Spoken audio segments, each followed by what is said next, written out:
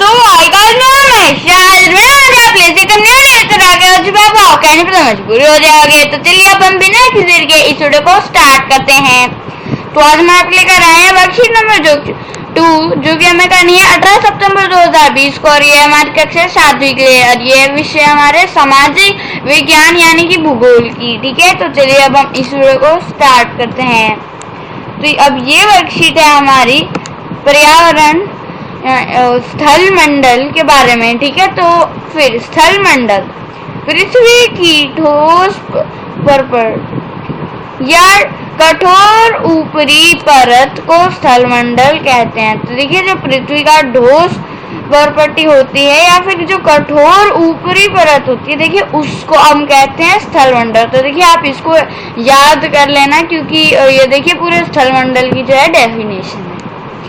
यह चट्टाने एवं खनिजों से बना होता है एवं मिट्टी की पतली परत से ढका होता है। तो देखिए अब ये चट्टाने होते हैं हमारी, ठीक है, और यहाँ पे खनिज जो भी होते हैं, और ये मिट्टी की जो है पतली परत से ढका हुआ होता है। ठीक है, यह पहाड़, पठार, मैदान, घाटी आदि जैसे विभिन्न स्थलाकृतियों वाले विषम धरातल होते हैं। ठीक है, ये संस्कृतियां महाद्वीपों के अलावा महासागर की सतह पर भी पाई जाती है। ठीक है,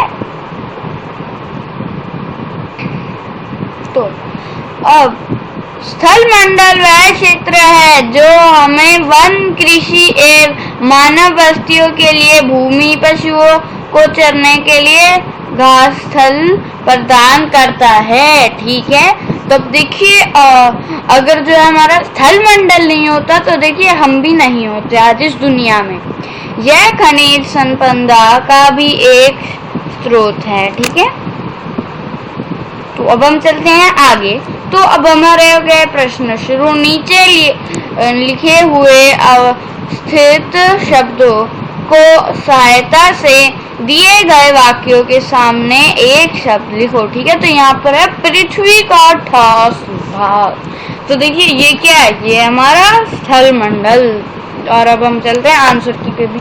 तो देखिए उत्तर नंबर 1 है हमारा स्थल मंडल। तो जैसा कि मैंने आपको बताया था कि देखिए अभी जिस पर हम खड़े हैं, जहाँ पर सब काम हो रहा है, वो यानी कि जमीन जहाँ पर कार चल रही है, ठीक है, और यहाँ जहाँ पे बिल्डिंग्स बन रही है, हाँ वो होता है हमारा स्थल मंडल। तो चलिए अब हम चलते हैं आगे। तो अब यहाँ पर दे रखा है दो समुद्र द्वारा आपस में कटे भूभाग। ठीक है, तो अब ये क्या है, तो वो चलते हैं आंसर की पे। तो देखिए वो हमारा महाद्वीप। ठीक है, अब ये देखिए यहाँ पर लिखा ही हुआ है कि ये होता है समुद्र द्वारा आपस में कटे भूभाग। और अब हम चलते हैं आगे। तीसरा, पृथ्वी पर बड़ा जल स्रोत। ठीक है, जो पृथ्वी है जिसमें बहुत ज्यादा जल स्रोत बहुत ज्यादा जल होता है, वो क्या है। तो देखिए ये तो आपको देखने से ही पता लग गया होगा। अब सागर, वो भी कैसा, महासागर। हाँ, महा ही ये दर्शाता है कि वो उसमें बड़ा जल स्रोत है। तो इसका आंसर होगा हमारा, और ये देखिए महासागर। अब हम चलते हैं आगे।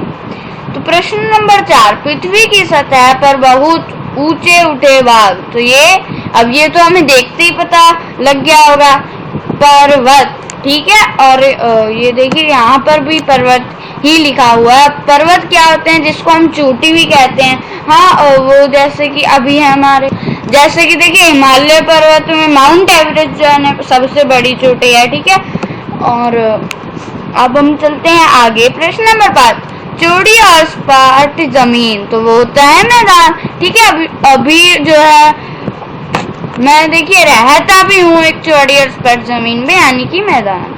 ठीक है, और यहाँ पर भी हम आंसर की पे भी चलते हैं, तो हमारा यही है। ठीक है, अब हम चलते हैं आगे।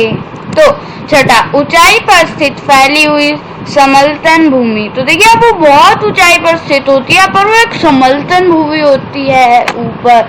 ठीक है, ठीक है, तो फिर अब हम ये हमारा पठार। और अगर हम आंसर की भी चलते तो है हमारा पठारी। ठीक है, अब देखिए माउंटेन से अलग है, ऊंचाई पर स्थित है, पर ये एक समतल भूमि है। ठीक है, दो पहाड़ों के बीच का रास्ता, तो फिर वो क्या होता है हमारे घाटी। ठीक है, घाटी होती है वो, जिसको हम इंग्लिश में वैली भी बोलते हैं।